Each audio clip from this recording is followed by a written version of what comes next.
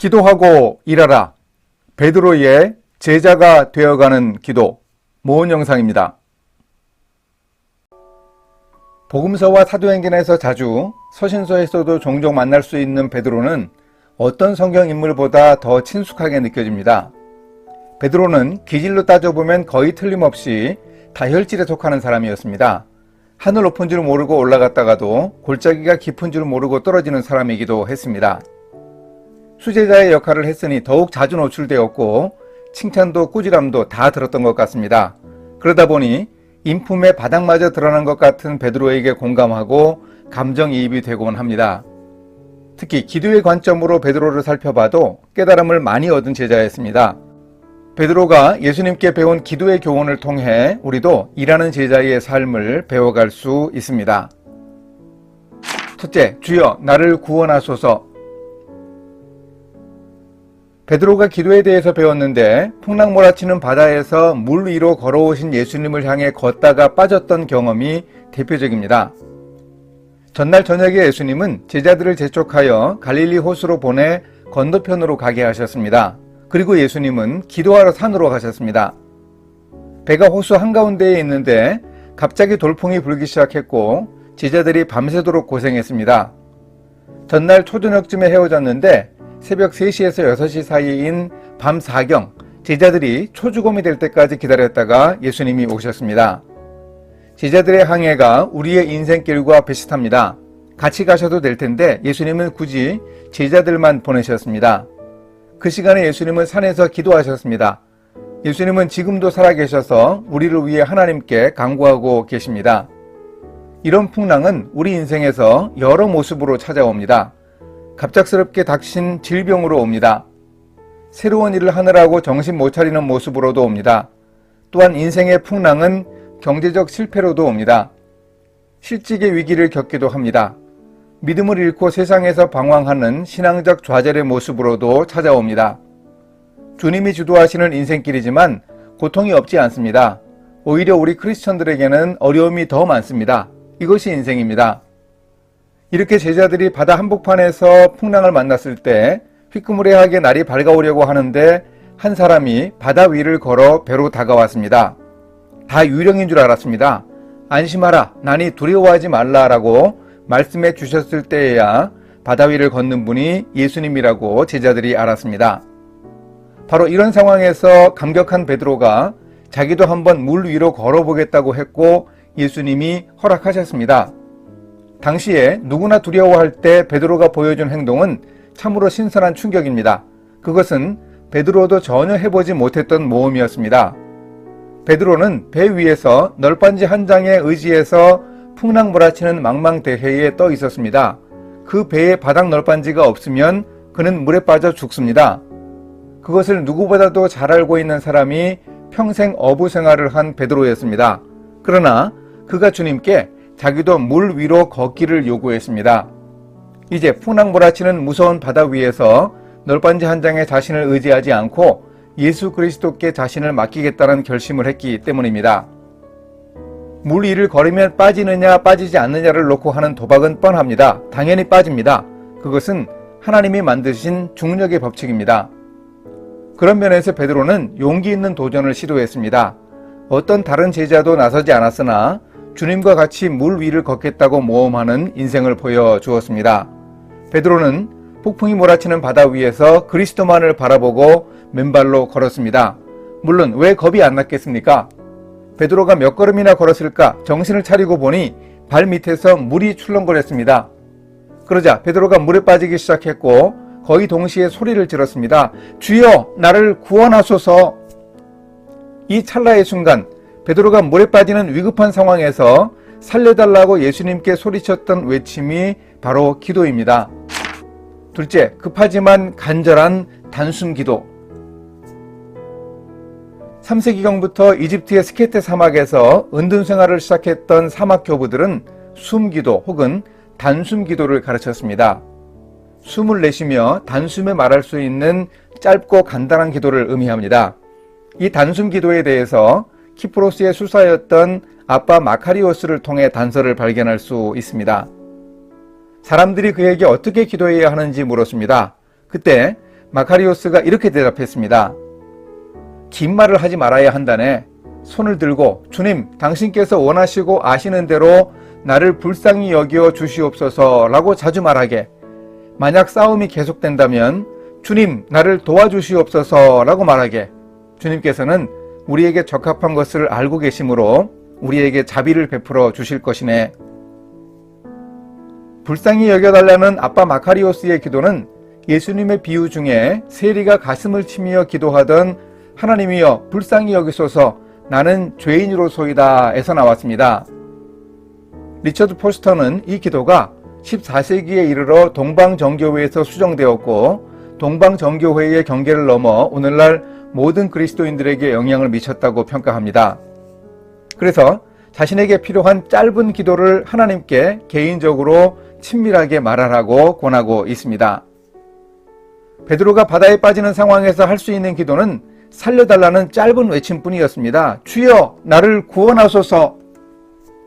이것이 바로 단순 기도였습니다. 급한 만큼 더욱 주님을 의지하면서 집중적이고 밀도 있게 외치며 기도한 것입니다. 이런 기도를 우리도 배울 수 있습니다. 대한항공에서 오래 근무한 방선호 장로님이 오스트리아의 수도인 비엔나 지점장 시절에 했던 단순 기도를 간증합니다. 루마니아에서 출발하는 70명 단체 관광객을 쥐리히를 거쳐 대한항공 편으로 한국까지 연계 수송하는 업무를 추진했습니다. 그런데 구간 예약을 하는데 루마니아 타롬 항공이 갑자기 그 구간을 운항하지 않기로 했다는 메일을 받았습니다. 출발이 불과 이틀 남았는데 70여 명을 대한항공이 운항하는 구간까지 수송할 방법이 사라진 것입니다. 당시 대한항공이 운항하던 다른 도시들의 노선은 만석이라 불가능했고 유일하게 가능한 노선은 런던이었습니다. 루마니아 국민이 영국을 경유하려면 비자가 필요했지만 이틀 만에 비자를 준비해 경유할 수 있는 방법은 없었습니다. 눈앞이 캄캄했지만 단숨 기도가 생각나서 답답하고 안타까운 심정으로 단숨 기도를 드렸습니다. 주님 도와주세요. 어떻게 할지 몰라 난감했지만 다음 순간 생뚱맞게 런던 공항의 문자 코드 LON이 생각났습니다. 런던을 경유하려면 비자를 받아야 하는데 런던이 왜 떠올랐을까 의아했는데 다시 한번 짧게 단숨 기도를 했을 때도 LON이라는 단어가 계속 생각났습니다. 매뉴얼을 찾아보니 루마니아 사람이 영국을 경유할 때는 경유 비자가 필요 없는 것으로 나타났습니다. 분명 그 몇 주 전만 해도 경유 비자가 필요했는데 그 사이에 규정이 변경되어 있었습니다. 그래서 급히 좌석을 확보해 런던을 경유해서 70명의 승객을 무사히 서울로 보낼 수 있었습니다. 우리도 일하면서 어려운 상황에 처할 때 이런 단숨 기도를 시도해 볼 수 있습니다.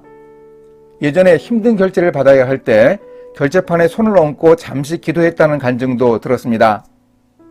베드로의 짧지만 간절한 기도를 급히 들어주신 주님이 오늘 우리가 하는 단숨 기도도 들어주실 것입니다. 베드로는 기도에 대해 배울 기회가 많았습니다. 자기 집에 오신 예수님이 열병에 걸린 장모를 고쳐달라는 간구를 듣고 치유해 주셨습니다. 변화산 아래서 귀신 들린 아이를 고치지 못하던 제자들이 왜 자기들은 귀신을 쫓아내지 못했느냐고 질문했을 때 예수님이 말씀하셨습니다. 기도 외에 다른 것으로는 이런 종류가 나갈 수 없느니라. 하나님의 능력을 의지하고 기도해야만 귀신을 쫓아낼 수 있음을 베드로는 배웠습니다. 그리고 열매 없는 무화과 나무를 예수님이 저주하시자 뿌리부터 마른 것을 보고 베드로가 예수님께 여쭈었습니다. 예수님은 하나님을 믿으면 산이 바다에 던져지라고 해도 이루어질 것이니 믿고 의심하지 않으면 그대로 된다고 말씀하셨습니다. 기도는 내가 아니라 하나님이 하신다는 사실을 믿는 것이라고 예수님은 분명하게 가르쳐 주셨습니다. 그런데 예수님의 십자가 사역을 앞둔 때 베드로는 예수님께 이미 배운 기도를 통한 유익한 교훈을 잘 활용하지 못했습니다. 셋째, 자신을 너무 믿어 장담한 베드로. 예수님은 제자들과 평소에 자주 가시던 감람산으로 가시면서 말씀하셨습니다. 오늘 밤에 너희가 다 나를 버리리라. 그러자 베드로가 나서서 장담했습니다. 모두 주를 버릴지라도 나는 결코 버리지 않겠나이다. 아마도 베드로의 장담은 그의 마음 깊은 곳에서 우러나오는 진심이었을 겁니다. 충정이고 열정이었습니다. 그러나 결국 그렇게 하지 못했습니다. 베드로가 자신을 너무 믿었기 때문입니다. 베드로가 배반할 것이라고 예수님이 예언을 하셨는데도 주님의 말씀을 불신하기도 했습니다. 더구나 베드로의 장담은 비교의식과 우월감에서 나왔습니다. 다른 제자들에게는 주님의 말씀이 적중해도 자신은 그들과 다르다는 오만함이었습니다. 이렇게 장담하면서 주님을 버리지 않겠다는 베드로에게 주님은 말씀하셨습니다. 오늘 밤 닭 울기 전에 내가 3번 나를 부인하리라. 그러자 베드로는 장담의 종지부를 찍었습니다. 내가 주와 함께 죽을지언정 주를 부인하지 않겠나이다. 이제는 자신의 생명이라도 주님을 위해 바칠 것이며 결코 예수님을 부인하지 않을 것이라고 장담했습니다. 이렇게 베드로가 더 이상 나올 것이 없는 완결판 장담을 하고 나니 장담이 돌림병이 되어버렸습니다. 다른 모든 제자들도 베드로와 같이 장담했습니다. 제자들에게 유행한 그 돌림병이 여러 세기를 지나 오늘도 계속되고 있습니다. 바로 우리가 장담하면서 인생을 살지 않습니까? 나는 꼭 합니다. 주님과 함께 하겠습니다. 결코 주님을 부인하지 않겠습니다. 그러나 장담으로는 주님의 제자로 살아갈 수 없습니다. 어떻게 해야 하는지 예수님이 가르쳐 주십니다. 넷째, 장담 대신 기도하라. 예수님은 자신이 져야 할 십자가에 대해 장담하지 않고 기도하셨습니다. 장담하지 않는 사람이 기도합니다. 기도하는 사람은 장담할 필요가 없습니다. 그것을 자신이 이루는 것이 아니라 능력 많으신 하나님이 이루시는 것을 알기 때문입니다. 예수님은 십자가를 앞에 두고 3번 기도하셨습니다. 8 제자들은 남겨두고 3 제자만 데리고 가서 다시 그들과 조금 떨어져서 얼굴을 땅에 대고 혼자 기도하셨습니다. 내 아버지여, 만일 할만하시거든 이 잔을 내게서 지나가게 하옵소서. 그러나 나의 원대로 마시옵고 아버지의 원대로 하옵소서. 온 인류에게 내리신 하나님의 진노, 모든 인간의 죄값을 홀로 감당해야 하는 부담으로 예수님이 이런 기도를 하셨습니다. 그래도 예수님은 하나님의 뜻에 복종하셨습니다. 처음부터 끝까지 예수님의 기도는 아버지께 완전히 복종하는 태도로 일관되었습니다. 그리고 이 기도는 예수님이 고통의 잔을 마실 수 있는 능력을 하나님으로부터 공급받으면서 응답되었습니다. 예수님은 결코 장담하지 않으셨습니다. 하지만 장담하던 제자들은 기도하지 못했습니다. 제자들은 장담하느라고 기도하지 못하고 잠들어 버렸습니다. 베드로와 제자들이 장담하는 대신 깨어 기도해야 했듯이 우리도 지금 깨어 기도해야만 합니다. 주님이 오늘도 고민하십니다. 슬퍼하십니다. 악한 세상을 안타까워하십니다. 주님이 재림하실 날이 가깝기에 더욱 고민하실 겁니다. 이 세상을 변화시키고 하나님의 나라를 임하게 하는 사명이 오늘 우리에게 있기에 우리에게 기도하라고 강조하십니다. 우리는 깨어 있어야 합니다. 사탄은 아담과 하와에게 그랬던 것처럼 강교한 방법으로 우리를 유혹합니다. 깨어 있지 않으면 사탄의 먹이가 되고 맙니다. 그래서 주님은 기도할 것을 명령하셨습니다. 기도는 사탄의 유혹을 무력화시킬 수 있는 유일한 무기이기 때문입니다. 사탄은 영적 존재이고 능력이 많기에 우리 자신의 힘으로는 이겨낼 수 없습니다. 그러니 우리는 기도해야 합니다. 나중에 베드로가 박해를 당하는 성도들에게 보낸 편지에 보면 기도에 대한 중요한 교훈이 매우 인상적입니다. 베드로가 평생 배운 기도의 교훈이 압축되어 있습니다. 만물의 마지막이 가까이 왔으니 그러므로 너희는 정신을 차리고 근신하여 기도하라. 마지막 때에 우리가 할 일은 바로 기도입니다. 염려거리가 많아도 기도해야 하겠습니다. 베드로가 말합니다. 너희 염려를 다 주께 맡기라. 이는 그가 너희를 돌보심이라. 근신하라. 깨어라. 너희 대적 마귀가 우는 사자같이 두루다니며 삼킬 자를 찾나니 너희는 믿음을 굳건하게 하여 그를 대적하라. 이는 세상에 있는 너희 형제들도 동일한 고난을 당하는 줄을 알미라. 고난을 앞둔 시대에 성도들의 바람직한 무장에 대해 강조하는 베드로의 권면이 오늘 우리에게도 적합합니다. 말세를 살아가면서 마귀에게 제대로 대적하기 위해서 우리는 기도하며 주님의 은혜를 구해야 하겠습니다. 예수님의 제자로 좌충우돌하며 힘겹게 기도를 배워가던 베드로는 예수님이 부활하고 승천하신 후에 보다 성숙한 기도를 배웠습니다. 사도행전과 베드로의 서신 속에서 베드로와 관련된 기도에 대한 교훈을 여러 부분 확인할 수 있습니다. 특히 베드로가 기도하면서 새로운 시대가 열리고 사역의 문이 열리는 과정을 볼 수 있습니다. 주님의 제자 베드로는 이렇게 기도하며 일하는 하나님 나라 사역자가 되어 갔습니다. 다섯째, 기도하니 하나님 나라 영역이 확장되다. 예수님이 승천하면서 제자들에게 약속하신 성령을 보내주실 때까지 예루살렘에 머무르라고 당부하셨습니다. 말씀을 따라 제자들은 기다렸습니다. 예수님이 승천하신 후에 제자들과 여러 사람들이 마가의 다락방에서 기도했습니다. 예수님이 약속하신 대로 그들이 성령의 충만함을 받았습니다. 그들은 담대히 복음을 전했고 기사와 표적을 행했고 물건을 통용하고 온 백성에게 칭송을 받았습니다. 구원받는 사람들이 날마다 더하며 하나님 나라의 영역이 넓어지는 과정을 베드로와 사도들의 경험을 통해 확인할 수 있습니다.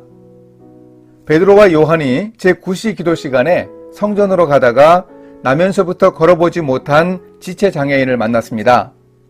베드로가 그 사람에게 은과 금은 없지만 예수의 이름으로 일어나 걸으라고 하며 손을 잡아 일으키자 그 장애인이 뛰어서서 걸으며 하나님을 찬송했습니다. 성령의 충만함을 받은 베드로가 기도하러 성전으로 올라가던 길에 예수님의 이름으로 이룬 치유의 이적이 놀랍습니다. 이후에도 베드로와 사도들의 손을 통해 치유의 이적이 일어났습니다. 사람들이 베드로의 그림자라도 누구에게 덮일까 바랐고 그러자 병자들이 나았습니다.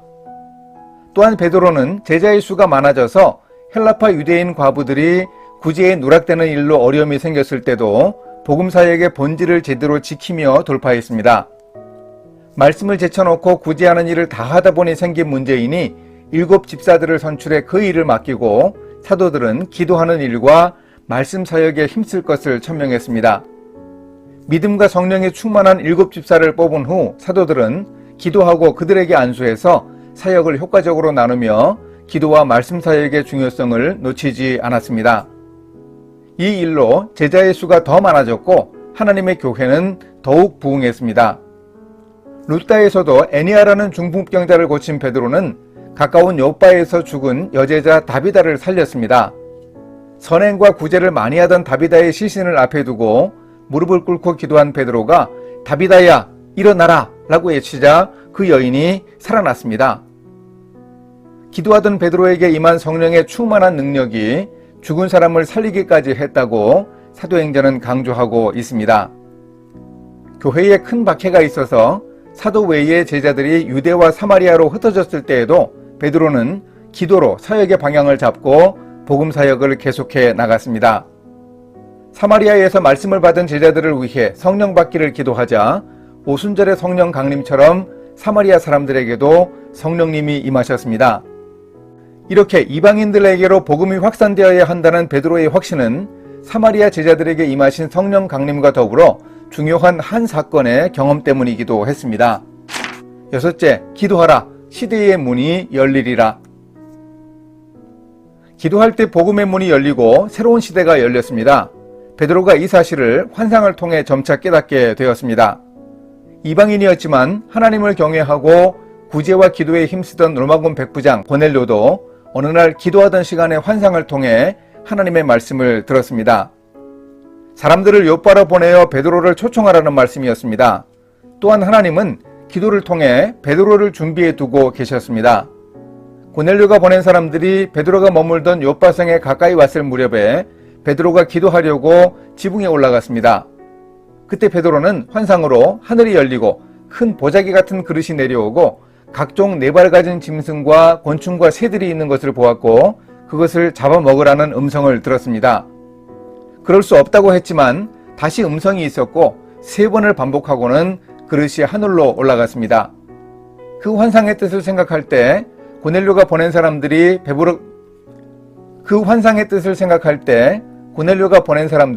베드로가 머물던 집의 문을 두드렸습니다. 고넬료와 베드로가 각자 정해서 가지는 기도 시간을 주님께서 이렇게 연결하셨습니다. 그래서 결국 이방인에게도 귀한 복음의 문이 열리게 하는 역사적인 사건이 일어났습니다. 결국 고넬료와 집안 사람들과 친구들이 회심했고 성령이 임하셨습니다. 이 사건을 예루살렘 교회에서 베드로가 보고하면서 결국 복음이 이방인들을 향해 퍼져나가는 새로운 시대적 이정표가 마련되었습니다. 이후 스데반의 죽음으로 촉발된 혼란으로 인해 흩어진 자들이 안디옥에서 헬라인에게도 복음을 전하며 이방인 신자들이 많아졌고 안디옥 교회가 설립되었습니다. 예루살렘 교회는 바나바를 안디옥 교회의 지도자로 파송했고 바울이 합류하면서 이방인들을 향한 복음 전파의 전초 기지가 마련되었습니다. 고넬료의 회심 사건은 복음이 전파되는 역사에 있어서 중요한 의미가 있는 사건입니다. 그 사건이 진행되는 과정에서 기도가 중요한 역할을 했습니다. 기도가 하나님 나라의 비전을 연결하는 역할을 했습니다. 기도는 새로운 시대를 여는 문이었습니다. 베드로가 식사를 준비하는 틈새 시간에도 기도하던 때 하나님이 베드로의 기도를 고넬료의 기도와 연결하여 새로운 시대의 문을 열어주셨습니다. 베드로는 예수님의 제자가 되어 자충우돌하며 사명자가 되어갔습니다. 물에 빠져 죽을 뻔했을 때 단숨 기도로 주님의 은혜를 입었습니다. 겟세마네 동산에서 기도하시던 예수님과 달리 장담하느라 예수님을 부인했던 베드로는 회개하고 돌이킨 후 드디어 성령의 충만을 받아 새롭게 태어났습니다. 하나님의 능력을 의지하며 기도로 사역하던 베드로는 복음 사역의 새로운 문을 열며 헌신적인 사역자의 길을 걸었습니다. 오늘 우리도 베드로처럼 기도의 사명자가 되어 세상과 일터에 하나님의 나라가 임하게 하는 일을 계속해 갈 수 있습니다.